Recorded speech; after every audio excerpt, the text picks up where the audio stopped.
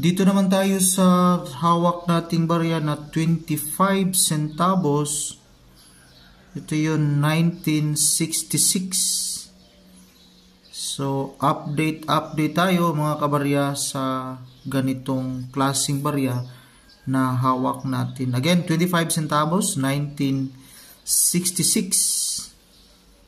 Sa ngayon, may value na kaya ito at magkano yung mga selling value sa iba't ibang seller po natin. So, at least may update tayo dito sa hawak nating barya. Again, dito tayo sa mga sources. Ito yung sources kasi natin kasi gusto nating may basihan yung update natin. So, dito kay Carousel PH, dito may 45 pesos. So, 25 centavos. Compare sa barya natin, mas maganda yung hawak niyang barya. So, pero yung selling value niya is 45 pesos. So, ayos na rin yun.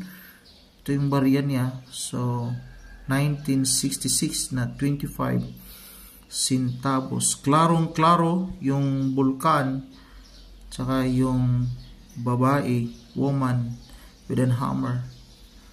So, again, yung selling value niya is 1 week ago by Job Parks 19, 45 pesos.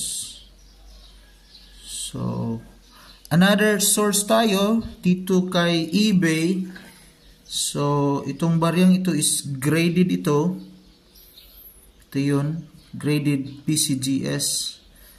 Mahal ito kasi may standard na grading agency. Ito yung tinatawag na PCGS, 24,000. While itong isa naman, 35 pesos. Compare dito, try natin tingnan itong grade. Dito na lang tayo sa nakita natin kanina. So, ito yung 24,000 pesos. So, again, international selling, mataas talaga pag nakapag-grade sa mga legit na grading agency.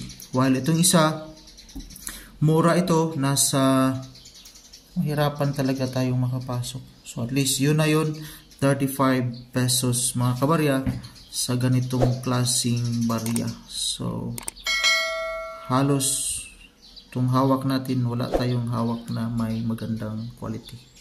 God bless and enjoy.